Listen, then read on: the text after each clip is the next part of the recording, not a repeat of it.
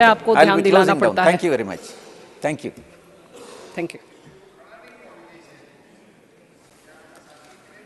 Professor Manoj Jha. शुक्रिया madam, शुक्रिया आपके वहाँ होने के लिए भी। बस मैं आपके माध्यम से ये कहना चाहूँगा कि इतिहास में, संसदीय लोकतंत्र के इतिहास में ऐसे क्षण आते हैं जब ये कहना मुश्किल हो जाता है, जो मीडिया के लोग पूछते हैं बाहर, आइज और नोज। ये मसला यस और नो का नहीं है माननीय उपसभापति जी। ये मसला हमारे देश की तारीख से जुड़ा हुआ है। ये मसला इस बात से जुड़ा हुआ है जो प्रधानमंत्री जी ने अभी बीते दिनों सेंट्रल हॉल में कहा था, कैनवस बड़ा होगा, आकृति बड़ी होगी। बड़ा कैनवस है लेकिन आकृति छोटी गढ़ी जा रही है, और ये इतिहास स्मरण करेगा, ये मैं आपके माध्यम से कहना चाहता हूं। अब नारी शक्ति वंदन अधिनियम, मुझे तो समझ में नहीं आया कि ये लेजिस्लेशन है या किसी तरह का धार्मिक ग्रंथ की एक उसका शीर्षक है, क्योंकि बचपन से पढ़ता आया इस देश में, जब आपकी सरकार बीजेपी की सरकार नहीं थी, जत्र नार्यस्तु पूज्यन्ते रमन्ते तत्र देवता। पता नहीं देवता रम करते हैं कि नहीं, लेकिन हमने इस श्लोक के बावजूद महिलाओं का मोलेस्टेशन देखा, घरेलू हिंसा देखी, सबसे ज्यादा रेप परिवार नाम की संस्था में देखा, जिसका आंकड़ा खुद सरकार देती है। तो मुझको लगता है ये जो विरोधाभासी चरित्र है हमारे देश का, इस विरोधाभासी चरित्र पर भी बात होनी चाहिए। आज काफी सारी महिलाएं हैं, पत्रकार भी इस दर्शक दीर्घा में, इनको भी ये कहना चाहता हूं कि हमारे कुछ सरोकार हैं। इस देश में ऐसा नहीं चल सकता कि एक तरफ ये श्लोक पढ़ा जाए और दूसरी तरफ हम उस जुबान को छोड़ दें जो संविधान से आती है। मैडम, संविधान राइट्स की बात करता है, अधिकार की। हमारी वोकैबुलरी को क्या होता जा रहा है? अधिकार दया की श्रेणी में नहीं आएगा, लेकिन पूरा का पूरा जो टेक्सचर देखता हूं वो दया की श्रेणी में बात होती है। अधिकारों की बात कभी दया से नहीं होगी। माननीय deputy chairman ma'am, chairperson ma'am, sorry, as per the delimitation commission 2008 हमारे पास जो सीट्स हैं 412 जनरल सीट्स, 84 एससीज, 47 एसटीज। अब हम क्या कर रहे हैं इस बिल के माध्यम से, 84 और 47 के अंदर 1/3 कर रहे हैं। क्या यह अन्याय नहीं है? एग्जिस्टिंग सीट्स में नहीं, जो 33% आ रहा है उसके अंदर, जिसका आंकड़ा अभी के हिसाब से 136 सीट बैठता है, उसमें एससी, एसटी और ओबीसी की व्यवस्था हो। क्योंकि देखिए, मैं आपके माध्यम से कहूं, हर महिला को बहुत मुश्किल से आगे बढ़ना पड़ता है, ये आप भी जानती हैं। और खास करके पिछड़े वर्गों की महिलाएं, अनुसूचित जाति जनजाति की महिलाएं, उनका डिप्रिवेशन और वल्नरेबिलिटी बाकियों से ज्यादा होती है। हैंड होल्डिंग करने के लिए कोई नहीं होता है, हैंड होल्डिंग करने के लिए कोई नहीं होता है।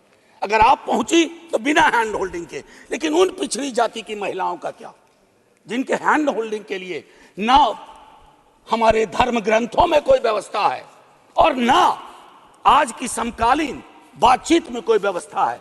रेटोरिकली हम कुछ भी कह दें, मेरा सिर्फ आपके माध्यम से कहना होगा कि हमारी पार्टी, आज मैं स्मरण कर रहा हूं, हमारे राष्ट्रीय अध्यक्ष लालू प्रसाद यादव जी, भगवतिया देवी, कई लोग जानते होंगे, पत्थर तोड़ने वाली महिला थी, पत्थर तोड़ने वाली, हम ना सहबो गाली भैया, हम ना सहबो गाली। वहां से, गया से निकल करके वो संसद तक पहुंची। क्या उसके बाद भगवतिया देवी आ पाई, फूलन देवी आ पाई?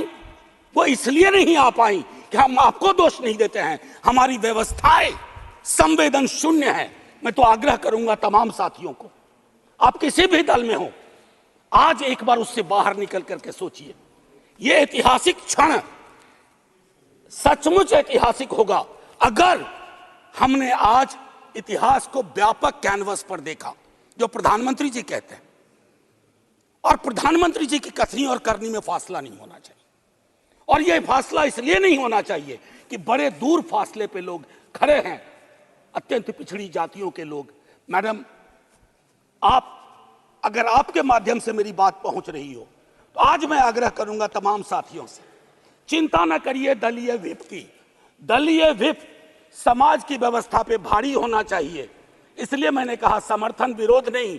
आज भी मौका है इसको सेलेक्ट कमेटी में भेज करके SC ST और ओबीसी को इनकॉर्पोरेट किया जाए। नहीं, आज हम नहीं करेंगे, हम ऐतिहासिक गुनहगार होंगे। मैं यकीन के साथ कहता हूं, बाहर लोग वॉच कर रहे हैं, कहेंगे कि तुमने क्या किया। ये व्यवस्था ऐसे नहीं बदली जाती है। तो मैं आपसे आग्रह करूंगा आपके माध्यम से कि अपने दायरों से अलग होकर के आप जब ओबीसी की बात करते हैं तो ये रेटोरिक से आगे बढ़ना चाहिए, हमारी चिंताओं में आना चाहिए। ये नहीं होगा कि बाबा साहब भीमराव अंबेडकर को माला भी पहनाए और उनकी बात को आत्मसात न करें। ये जो फर्क हमारे इसमें आ रहा है, इससे कई तरह के विरोधाभास का जन्म हो रहा है। मैडम चेयरपर्सन, मैं आपको कहूं कि कोटा विद इन कोटा की जब हम बात करते हैं तो उसमें एक टर्म आता है जो एक अमेरिकन सिविल राइट एक्टिविस्ट ने 89 में दिया, इंटरसेक्शनैलिटी। अब ये इंटरसेक्शनैलिटी को, चूंकि मैं हिंदी में बोल रहा हूं, आज मैंने सुबह इसका अनुवाद बहुत ढूंढा, उसके अनुवाद में एक अनुवाद आया प्रतिच्छेदन।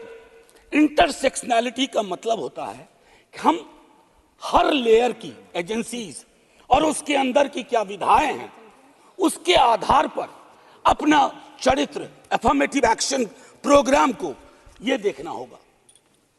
जो खास करके वंचित समाज की महिलाएं हैं, मैं उनके बारे में कहूं, आपको एक बार अपना नजरिया साफ करना होगा। अगर चश्मा लगाती है सरकार, धूप का चश्मा नहीं, अगर सचमुच का चश्मा लगाती है तो उसके पावर बदलिए, उसको साफ करिए और यह तय करिए कि आज जब हम यहां से उठें तो एक कमिटमेंट दें ओबीसी वर्ग को।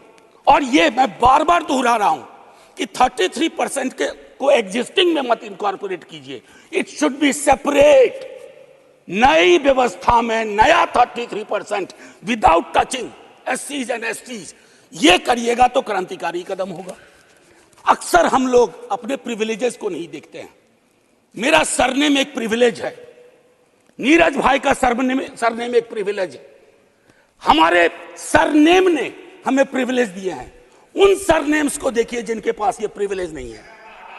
नहीं, ऐसे ही मैं बहुत अच्छा किया। मैं ये कहना चाह रहा हूं मैम चेयरपर्सन, मैं ये कहना चाह रहा हूं कि प्रिविलेज का जो व्याकरण है वो खत्म ही नहीं हो रहा है। मैंने पहले भी सदन में कहा था कि इस देश में शायद there is nothing in name but everything is there in the surname. उनके संघर्ष, उनका जीवन कठिन लगातार होता जाता है। और एक ऐतिहासिक तथ्य बताऊं, 31 में बेगम शहनवाज और सरोजनी नायडू ने संविधान बनने से बहुत पूर्व इक्वल रिप्रेजेंटेशन की बात की थी। हम काहे को अटके पड़े हैं 33 पर। मेरी तो समझ में नहीं आ रहा कि 33 के साथ क्या रिश्ता है हमारा। ये 50 क्यों नहीं हो सकता, ये 55 क्यों नहीं हो सकता। आपका पूरा का पूरा वर्ग चरित्र बदल जाएगा। आप नहीं चाहते हैं कि भगवतिया देवी यहां आए, हमेशा एक खास सरनेम। मैं तो बार बार कह रहा हूं कि जो अलग अलग दलों में भी हैं, अगर वो पहुंचे हैं यहां तक अपने संघर्ष से, तो उनको आज ये आवश्यकता है, उनको ये भरोसा दिलाया जाए कि ऐसी कोई चीज आगे नहीं होगी, सबके लिए खुलेगा। आपकी ये जो नई पार्लियामेंट है हमारी, ये रंगीन ज्यादा होगी। इंद्रधनुष में कई रंग होते हैं। हम ये कौन सा बिल ला रहे हैं जिसमें ब्लैक एंड व्हाइट के बाद शेड्स ऑफ ग्रे भी नहीं है। अगर हमारा उद्देश्य डिपेंडिंग ऑफ डेमोक्रेसी है तो कदम उस दिशा में बढ़ाने होंगे। मैंने पहले भी कहा था कि 2010 में हमारा रिप्रेजेंटेशन देखिए, उसमें हमने SC ST OBCs and minorities की बात की थी। और हम इसलिए नहीं कर रहे हैं, हम चाहते हैं कि वर्ग चरित्र बदले, संसद सचमुच में प्रतिनिधित्व की संस्था बने जिसमें सबके आकार हों, सबकी शक्लें हों। ये ना हो कि एक प्रभुत्व वर्ग का उस पर हमेशा उस पर छाप रहे। अब मैं कहूं कि अभी जातिगत जनगणना कल शाम के बाद, मैम चेयरपर्सन अब मैं आपका अटेंशन चाहता हूं। कल शाम के बाद इस देश में लोकसभा में बिल पास हुआ उससे ज्यादा इस बात की चर्चा हो रही है ओबीसी के साथ नाइंसाफी हुई, इस बात की चर्चा हो रही है कि जातिगत जनगणना पर क्यों ब्लॉक किया जा रहा है। और मैं ये कह रहा हूं, हमारे सीएम नीतीश जी और तेजस्वी जी डिप्टी सीएम, उन्होंने जातिगत सर्वेक्षण कराया। 28 अगस्त को मेरे पास दोनों एफिडेविट है। पहली एफिडेविट कौन लेके गए? सरकार। तुषार मेहता खड़े होते हैं, सॉलिसिटर जनरल, ये कहते हैं कि state government can not do any activity like census और एक्टिविटी अकिन टू सेंसस। लेकिन शाम तक जब अप्रोर होता है, दूसरी एफिडेविट आती है, कहती है गलती से वो पैराग्राफ लग गया था। सरकारें ऐसी गलतियां नहीं करती हैं, ये मानस करवाता है, ये प्रेजुडिस माइंड करवाता है। मैम चेयरपर्सन, बस ज्यादा नहीं लूंगा। मैंने कई संशोधन दिए हैं मैडम चेयरपर्सन, मैंने कई संशोधन दिए हैं। उन संशोधनों पर भी सरकार विचार करे। हाथ जोड़ के कहता हूं, आपका कुछ भी नहीं बिगड़ेगा, हृदय विशाल रखना चाहिए। छोटे मन से, आप ही के बड़े नेता कह गए थे, छोटे मन से कोई बड़ा नहीं होता।